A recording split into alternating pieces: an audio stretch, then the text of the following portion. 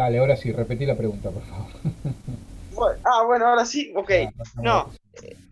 no, que ¿cuánto pesan los datos a la hora de entender a la antropología? Porque, bueno, vos nos habías dicho que la antropología estudia al ser humano de manera integral, que se puede abarcar desde muchos modos, pero con vos, particularmente desde que arrancamos, te has focalizado siempre mucho en la reflexión y en el por ahí en deconstruir continuamente por ahí los pensamientos y en ese sentido. ¿Los datos influyen en algo o nada realmente? No, influyen muchísimo. Digamos, es el soporte empírico que tenemos para poder interpretar los modos de pensamiento y los modos de la naturaleza humana, ¿no? Eh, probablemente hay como una especie de... Nosotros nos movemos en ciertos paradigmas también, ¿no? Y hasta hace, por ejemplo, en el siglo pasado, había una tendencia a interpretar un modo de pensamiento bastante esquemático y bastante pragmático y bastante medible, producto de una influencia fuerte del cientificismo y del empirismo lógico. Era muy importante, por ejemplo, seguir una lógica, el atomismo lógico, por ejemplo, ¿no? De Russell para poder interpretar el signo de los tiempos. Ahora, el proyecto tecnológico o el progreso el ideal de progreso o la fe en la ciencia en el siglo XXI merece otro tipo de reflexión. ¿Por qué? Porque probablemente funcionaba en el siglo pasado y era una respuesta a lo que vivía la civilización en el siglo pasado. Hoy nosotros nos encontramos en una situación un poco más crítica. Por lo tanto, ya la filosofía de hace 80 años, o inclusive digo más, 40 años, o esos paradigmas que funcionaban, era porque justamente parece ser que el automatismo y el poco pensamiento producto de la influencia de la tecnología y de esta fe en el progreso no funciona para lo que estamos viendo ahora, ¿no? Lo que nos encontramos ahora es como una especie de debate entre que mientras la tecnología avanzó, mientras la ciencia progresó e intentó cuantificar todo, el paradigma de hoy es otro, ¿no? Y en ese sentido me parece que el aporte de los datos, de lo circunscripto a distintas culturas, de lo que se circunscribe también a distintos modos de pensamiento, es clave para poder pensar otra lógica, otra metafísica, digamos, ¿no? Esto que yo les decía, cuantificarlo y medirlo es muy difícil porque estamos hablando de intencionalidad, estamos hablando de crisis, estamos hablando de crisis de valores, estamos hablando que por un lado la ciencia avanza por un lado, pero el hombre se está destruyendo por otro lado. Entonces, repensar las cosas de manera lógica y matemática, en ese atomismo lógico, por ejemplo, de Russell, o de los autores analíticos, por ejemplo, es como vivir bajo las sombras de algo que se está destruyendo. Por lo tanto, volver a otro modo de interpretar y recuperar algunas cuestiones o nociones clásicas forma parte un poco del desafío de las humanidades en diálogo constante con las ciencias empíricas. Y esto es justamente producto de tomar el dato de la realidad, tomar el dato empírico, ver puntualmente que esto no es tan objetivable o tan medible, sino que implican otras cuestiones a tener en cuenta. Bueno, esto es fundamental, fundamental, porque si no estaríamos repitiendo una especulación que no funciona o que funciona en un ámbito restringido, lejano y no funciona, digamos, para una metafísica de este tiempo o una filosofía para este tiempo, que está en constante diálogo con la ética, con la educación, con la política. Eso es clave para poder dar una respuesta al tiempo en el que nos toca vivir, ¿no? Me parece que en ese punto el desafío es clave, el diálogo es constante, es clave y es fundamental. Es fundamental porque nuevas investigaciones específicas y nuevos descubrimientos implican nuevas reflexiones filosóficas, no funcionan de la misma manera, o debería serlo por lo menos, ¿no? Esa debería ser la consigna. Les doy la bienvenida a los chicos de la comisión también mañana, los que pudieron estar en clase hoy por el curso que tuve ayer y que no pude tener la clase con ellos, ¿no? Así que bueno, el curso continúa, así que bueno, mañana, pero bueno, ayer no tuvimos clases y hoy vamos a tratar de dar la misma, en sintonía la misma clase para los dos, ¿no? Para las dos comisiones. Bueno, buenas tardes a todos, ya la clase se está grabando.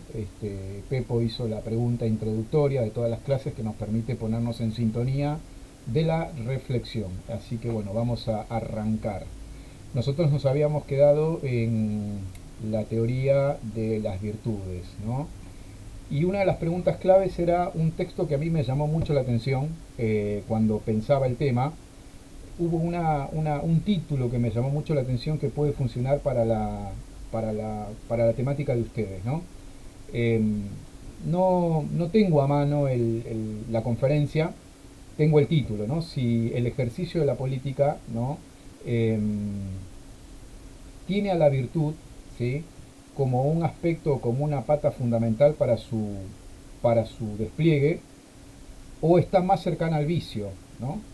Si el patrimonio de la política es en el sentido clásico de ese llamado o esa vocación al bien común, y el bien común implica al ciudadano virtuoso para la comunidad, o simplemente la vocación política es un ejercicio más profesional en donde lo que prima o donde aparece la primacía del poder, en donde la experiencia o la inauguración de esta política o esta forma de gobierno moderna en Maquiavelo puede presentar alguna especie de lógica completamente distinta, ¿no? O es el poder, ¿no? El poder al que hay que conservarlo y sobrellevarlo a costa de todo, de cualquier cosa, o la virtud forma parte del bien común, ¿no? Esta visión clásica como dos paradigmas para pensarlo, ¿no?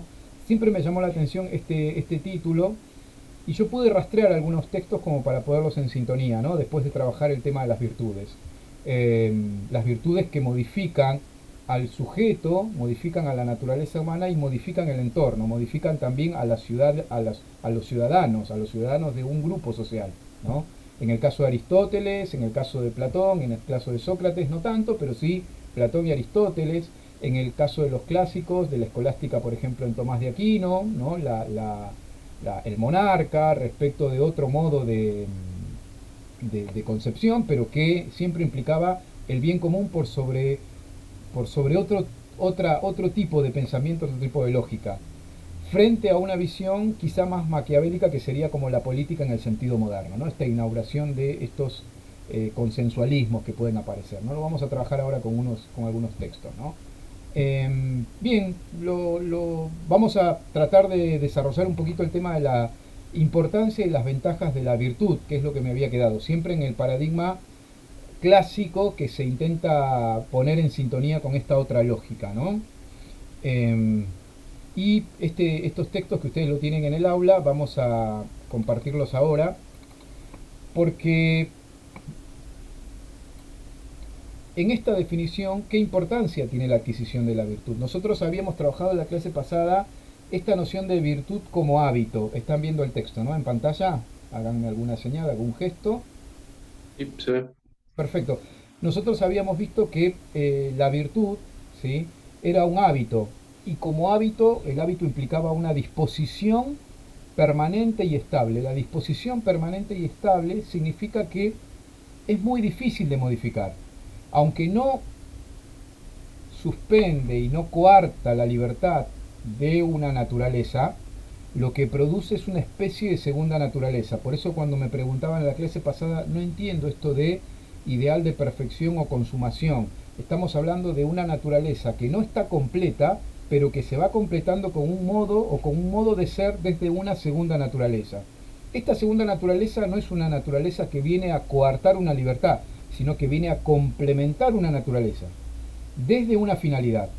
Por lo tanto, adquirir una virtud es adquirir un hábito operativo, porque implicaba no solamente el conocimiento de lo que tengo que hacer, sino la obra concreta, la repetición de actos, de tal manera que yo no actúo según la costumbre, sino que actúo según un modo de ser interno. El modo de ser interno significa que un sujeto, una naturaleza humana, ha reconvertido interiormente esas disposiciones para obrar de manera consecuente, ¿no? Adquirir un hábito, no sé, voy a poner un ejemplo, ¿no? Así medio como para que se note. El profesor siempre tiene como una especie de tensión antes de dar la clase, se pone nervioso, entonces necesita tomarse una copita de vino para estar un poco más relajada, ¿no? Entonces, frente a una clase de antropología puede agarrar una copita de vino, tomarse una copita de vino y estar más tranquilo. Eh, Ahora, esto no lo hace al sujeto en cuestión, a este profesor X, un profesor ebrio o borracho, digamos, ¿no? No va, no, porque un acto no convierte ese acto en hábito, ¿sí? Ahora, si el profesor, ¿sí? se pone nervioso muy de vez en cuando y toma una copita de vino a la mañana, toma 2 vasos de vino a la tarde y toma 3 vasos de vino a la noche, durante lunes, martes, miércoles, jueves, viernes y así toda la semana, probablemente esté adquiriendo un modo de comportamiento en donde eso que parecía un acto aislado se convierte en un hábito. ¿Por qué? Porque es un hábito operativo. Operativo significa que la acción se va repitiendo y como se va repitiendo, se va incorporando en nuestro modo de ser. ¿Sí? Fumarme un cigarrillo no me convierte a mí en fumador. Ahora, fumarme 20 cigarrillos durante un día, todos los días, durante toda la semana, probablemente habla que yo esté incorporando un hábito según la cual mi modo de actuar es casi como una segunda naturaleza. A eso llamamos esa completitud, esa consumación, ese despliegue que se da en orden a una finalidad. Esto puede ser positivo o puede ser negativo, porque el hábito, cuando se incorpora como segunda naturaleza, ese hábito, digamos, puede ser bueno o puede ser malo. Viene siempre la misma discusión, profesor, ¿qué es lo bueno y lo malo? ¿Quién dictamina lo bueno y lo malo? Para entender lo bueno y lo malo, suponemos una naturaleza, y una naturaleza que se despliega conforme a lo que debe ser. La naturaleza o lo violento es contrario a algo que debería ser. ¿Sí? Por ejemplo, si una naturaleza humana se comporta como no humana, seguramente no esté respondiendo a lo que debería ser. ¿Sí? Ahora, este deber ser, que es más en la línea aristotélica, no en la línea kantiana, no es un deber extrínseco, sino que es un deber que se funde en una naturaleza. La naturaleza nos exige ese despliegue perfectivo, ese despliegue que se da conforme a un ordenamiento propio según lo que somos, ¿no? Según lo que somos. Si mi naturaleza es racional, para poner otro ejemplo, y mi modo de comportamiento es irracional, probablemente no esté desplegando en sintonía lo que debería ser, porque lo que debería ser es racional, no irracional.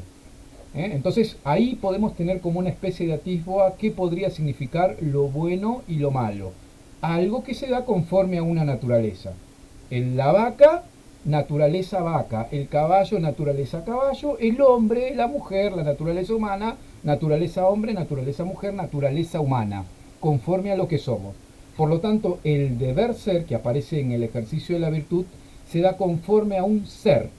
La virtud o la adquisición del hábito operativo bueno es un modo de ser, no solamente el hacer extrínseco, sino el ser que se funda en una naturaleza. ¿Se entiende? Ahora, si nosotros partimos, ¿no? de que no hay naturaleza humana, bueno, ahí la discusión es otra. Creo que ahí mi clase no tendría sentido. ¿Se entiende? Ahí no habría ningún tipo de posibilidad de completar algo. ¿Por qué? Porque estamos entendiendo que es una especie de algo que se va construyendo. Por ejemplo, en la segunda parte del año, ojalá que podamos llegar antes de julio, no lo creo porque estamos un poquito profundizando en algunos temas que me parecen claves, pero que no deja de ser importante. Lo vamos a tocar seguramente en la segunda parte del año.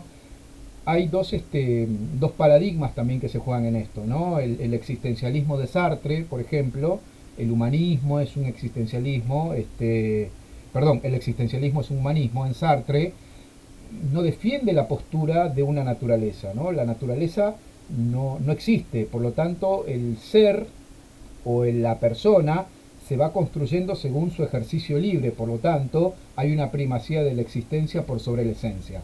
No es,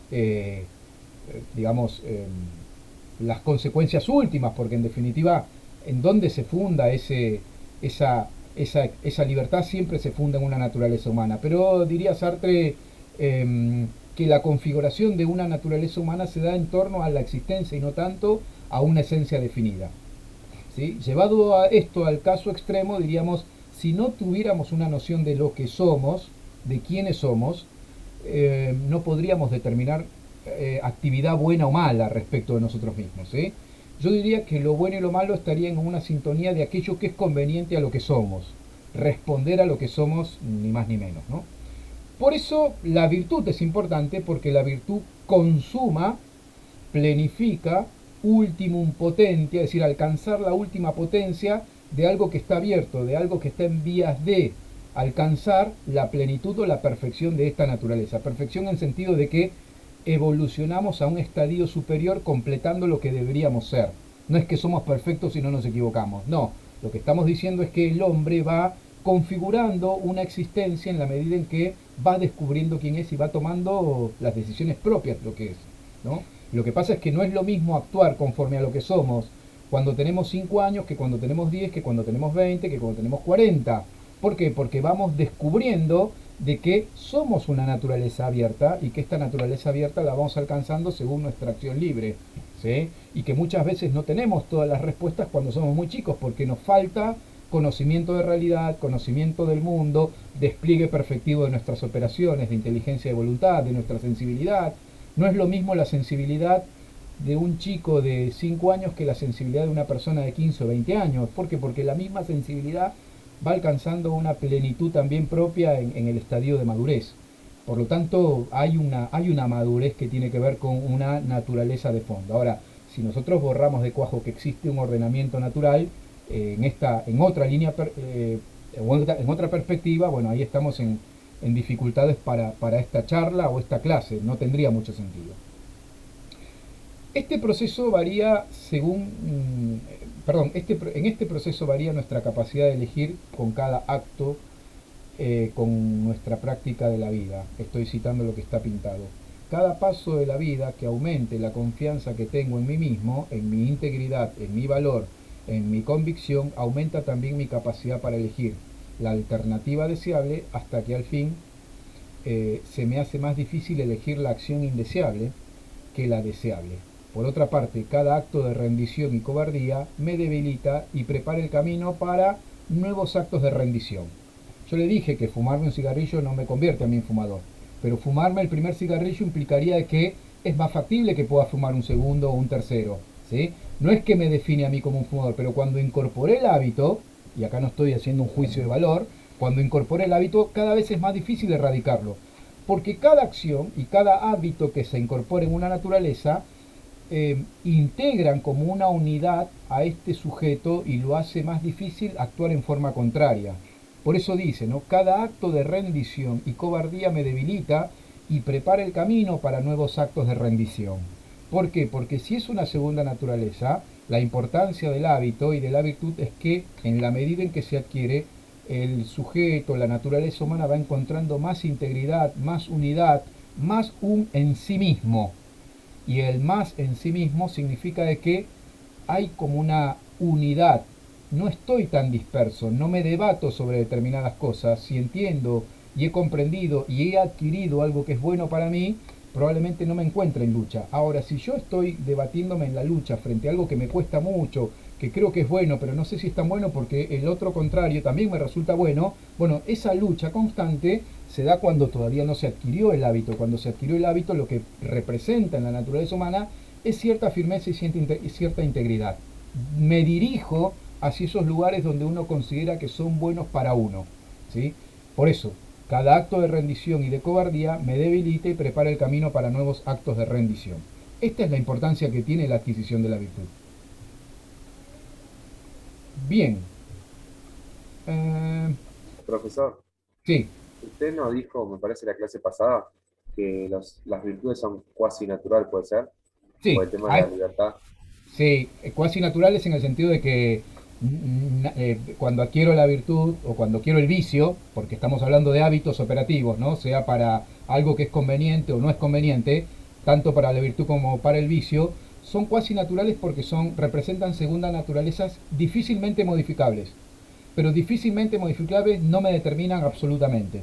Que yo sea un fumador no significa que yo fume toda la vida. O sea, no significa que coarta absolutamente mi libertad, pero sí entendamos que cada acto, cada adquisición y cada adquisición de hábito, ya no acto, hábito, ¿sí? Como una especie de repetición o una adquisición como cualidad en ese orden, me integra más. Por lo tanto, se hace cuasi natural. Por eso se lo llaman segunda naturaleza. ¿Recordás esta partecita, Zoe, que me habías preguntado la semana pasada? Perdón que voy a algún punto. Esto de la consumación, ¿recuerdan? Consumación del poder ser humano, enaltecimiento de la persona. Estamos hablando del virtud. Consuman, ¿no? La virtud no es solo el hábito de obrar bien, sino que en sí misma es una cualidad conveniente. Estamos hablando en ese caso de la virtud. Bien. Disculpe, Jorge, Sí. quiero hacer una Sí. pregunta. Si eh, la naturaleza humana evoluciona o no, o siempre tuvimos la misma naturaleza humana. No, evoluciona en su conocimiento, en sus posibilidades. Claro. Pero vos dijiste la naturaleza humana viene como, o está totalmente relacionado con lo que es el deber ser, ¿no? No quiero Sí. decir algo que no dijiste. El deber ser creo que ha cambiado del 1800 a hoy. Por ejemplo, supongamos, en la época virreinal, para poner ejemplo argentino, no era, el deber ser no era lo mismo, o lo que estaba bien visto, o no era lo mismo un hombre equilibrado en ese momento que un hombre equilibrado hoy. No, seguro. El deber ser no, no representa una, digamos, el deber ser en qué sentido. El deber ser si es extrínseco como una norma moral o una norma humana o una ley humana puesta en determinado momento o entendida en determinado momento, no es ese deber ser al que yo estoy hablando. Estoy hablando de un deber ser en cuanto a un desafío personal para reconvertir algo que es bueno para mí. ¿Sí? Entonces, muchas veces cuando nosotros hablamos de sociedades o contextos que son contrarios a un ordenamiento en esta línea de pensamiento, lo que se produce es un conflicto entre lo que uno es y lo que uno tiene que ser, digamos, ¿no? Pero lo que vos, el ejemplo que estás poniendo es una fragmentación o un paradigma respecto de lo que entendíamos nosotros por lo que era bueno para nosotros o lo que es bueno para ese momento, ¿no? En ese sentido, sí puede ser que ese deber ser, pero el deber ser en ese sentido es un deber ser que está fragmentado de lo que uno es o podría llegar a ser, ¿no? ¿Por qué? Porque uno va descubriendo, va mirando, va madurando, va conociendo, va examinando, las líneas de conocimiento de la naturaleza humana no son las mismas que las que se tenían en ese momento, por lo tanto, el deber ser podría ser distinto muchas veces, ¿no? En ese sentido. Y si uno se traslada un poquito más a otro contexto, inclusive más del pasado, va a encontrar que existían otros deberes seres, ¿no? Ahora, el sujeto hasta qué punto pudo concebirse como algo maduro también en el orden del crecimiento y de la madurez del pensamiento y de lo que uno entendía como naturaleza humana. Y en ese sentido, también hay un proceso y un conocimiento. Hay un proceso y un avance, una madurez. Profe, Genial, gracias, Jorge.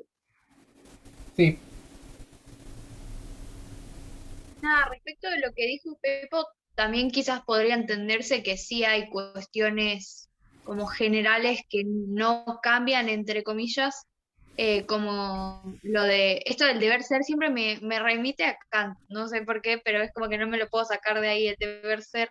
Entonces, por ejemplo, en ese sentido, él decía que lo único bueno era la buena voluntad, y en ese sentido yo creo que no cambia. Lo que cambia es la noción de actos específicos en relación a ese concepto de buena voluntad. Pero digamos que si vos, incluso geográficamente, no cambia eh, la idea de que la buena voluntad o quizás el bien o hacer el bien al otro, a nadie le va a parecer mal. Creo que lo importante es como desglosar ese concepto general como en qué es el bien, qué es el mal y todas esas cosas que son como muy metafísicas. sí, y además porque no estamos hablando únicamente de un bien universal, sino que estamos hablando de una especie de futurización, que es decir, que hay contextos y hay situaciones circunstanciales en donde la realidad se te presenta de una manera completamente accidentada, y cuando se te presentan completamente accidentadas es como una especie de pirámide, ¿no? El bien universal se va especificando cada vez más en una realidad cada vez más compleja, y esa realidad cada vez más compleja demanda un desafío para responder a esa complejidad en ese tiempo, en ese momento y en esas circunstancias. Por lo tanto, deja de ser un bien universal, un bonum universal como una especie de mandato, sino al contrario, justamente el conocimiento implica de que frente a la especificidad de lo accidentado que puede presentarse una situación, uno responde conforme a esa situación, ¿no? Porque en la teoría uno puede conocer, es más, describirlo y presentarse. Ahora, en la práctica concreta, las situaciones no están de antemano pensadas, son accidentadas en todo punto de vista. Y esto vale también para la historia de la naturaleza humana, ¿no? Lo que se tenía antes, lo que se conocía antes y cómo se presentaron las cosas en ese momento, no son las cosas como se presentan ahora.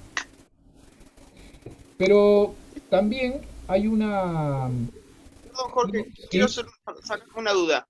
Entonces, para yo, como para ir en mi cabeza, para entenderlo en dos cosas, o sea, la naturaleza humana es el deber ser del hombre, es lo que es bueno para el hombre, y después, o sea, yo lo que por ahí hice la no, pregunta perdón, es, perdón, perdón, perdón. perdón, El deber ser del hombre es el desafío que tiene la naturaleza humana para completar algo que no está terminado.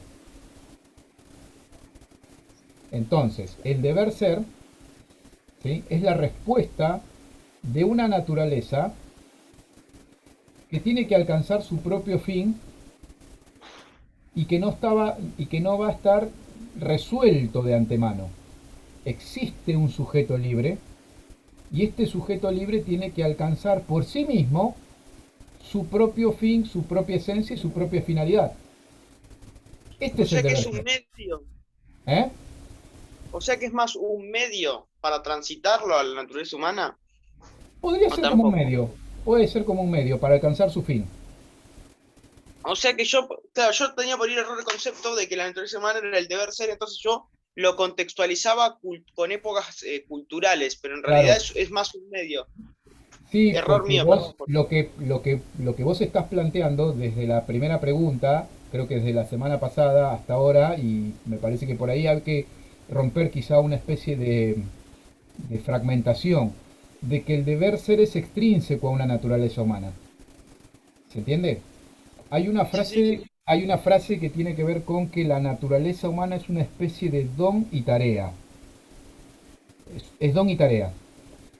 La vida humana es una donación, una gratuidad, porque vos no la compraste, vos no decidiste, vos no quisiste, vos estás, vos sos, todos. Ahora, es tarea, porque eso que vos tenés, que es la propia naturaleza en libertad, es tarea, es responsabilidad, no está hecha para tirarla. Entonces, el deber ser no es extrínseco como una ley externa respecto de una sociedad que te está coaccionando y que te está liquidando y que está eliminando tu libertad. Es al revés, el deber ser sale de una naturaleza que entiende que tiene que desplegar sus propias potencias para alcanzar sus propios fines. Por eso digamos, la ley de los hombres contextuada en determinado tiempo o momento puede ser contraria a una concepción natural de lo que uno piensa sobre sus propios fines. No sé, ¿cuántas leyes existen que son contrarias a dinamitar o aniquilar o mutilar la dignidad de la persona humana? Lo pueden ser porque son construcciones epocales según las cuales eh, no responden a ese ordenamiento natural. Y uno entiende que en un estado de situación de democracia las puede respetar, pero no podría estar de acuerdo en ese sentido. Por eso es importante que la actividad política en torno al bien común respete este marco, porque respetar este marco, el conocer este marco o el estudio de la naturaleza y de la antropología significa qué es lo bueno para un sujeto, independientemente de lo que yo quiero como ejercicio del poder. ¿Qué es lo bueno para que vos puedas alcanzar tus propios fines? Yo, Sí, yo creo yo que lo pregunto así bueno para... en general pregunto, ¿no? O sea, cuando uno se plantea la actividad o la vocación política, ¿qué es lo bueno para que el ciudadano pueda alcanzar sus propios fines? No solamente Mira, para que exista la alternancia política de estoy durante un tiempo y existe la alternancia política. Por eso cuando hice la introducción hablaba de el paradigma del poder como una especie de alternancia en donde la política se vuelve como una vocación y no como una especie de mandato respecto del bien común, que es lo que debería primar o como se entendía en la noción clásica. como cuando decías así, bueno, la política profesional y la política de la vocación. Claro, justo vos sabés que eso lo vimos fue el primer texto de ciencia política de que hablaba del político, de vivir para la política o vivir de la política. No, vivir para la política y por la política. Ajá. Mira, yo creo que en sí, es que es muy raro, es muy difícil de pensarlo rápido, ¿no? Pero creo que lo mejor para el hombre, que era en realidad lo de raíz, es trabajar y incansablemente por aquello que a uno le hace feliz. pero en el caso de la persona que hace política, es trabajar incansablemente, calculo que por el bien común, por la igualdad de oportunidades, por la inclusión, depende también el tinte ideológico, asignando determinado tipo de prioridades, pero creo que va por ahí. Bien, sí, sí, va poco por... Ese es digamos, esa es esas perspectivas hay que ponerlas, ¿no? En el análisis, ¿no? Esas líneas de trabajo. Claro. Hay que Ahora, ponernos como espejo en esos marcos, digamos, ¿no? Me parecen a mí. ¿sabes cuál es la pregunta que yo siempre me hago? O sea, que me empecé a hacer desde, siempre no, me la hago desde que me abriste la cabeza con esta materia, es eh, lo que uno debe, lo que uno persigue, o qué tan está perdón, lo que uno persigue, ¿no? En tu caso serán algo, en el mío, ¿cuánto está condicionado por el medio en el que vivimos? Y esa es la pregunta que yo siempre me hago. ¿Cuánto me condiciona a mí el medio en mi finalidad de vida, en lo que yo quiero para mi vida? ¿No? Es una pregunta que Sí, yo siempre me hago. yo creo que muchísimo, muchísimo, porque vos sos el resultado vos, todos, ¿no? Somos resultados y somos resultados también de eh, de los paradigmas de este tiempo, ¿no? Entonces, cuando yo les explico siempre que por qué es importante el estudio de la filosofía, el estudio de la metafísica, porque justamente va por detrás y trata de romper con esas estructuras para poder pensar qué existe como mandato, como fundamento detrás de todo. Ahora, estas búsquedas no es una especie de ruptura por la ruptura misma, sino al contrario, me parece que es tratar de buscar un punto de apoyo en esto. Entonces, para salir de ese esquema de pensamiento es importante salir de la propia especificidad. ¿Por qué? Porque en definitiva es lo que nos permite a nosotros poder mirar con un cierto grado de objetividad. ¿Por qué? Porque estamos condicionados. Nuestro modo de actuar está condicionado por este tiempo y gran parte de lo que nosotros somos y vivimos forman parte de los condicionamientos en los cuales estamos como no nos podemos desprender, ¿no? Como si fuéramos algo ajeno a todo lo que va pasando, sino que al contrario, nuestro sentir, nuestro pensar, nuestro vivir diariamente, cotidianamente, nuestro pensamiento y nuestro modo de hacer, de estudiar, de encarar una vida, de encarar un trabajo, tiene que ver con esos esquemas, ¿no? De pensamiento. Ahora en un ratito voy a dejar de grabar acá, tomamos un poquito de agua y vamos a la segunda parte, ¿les parece? Genial, Jorge. Gracias.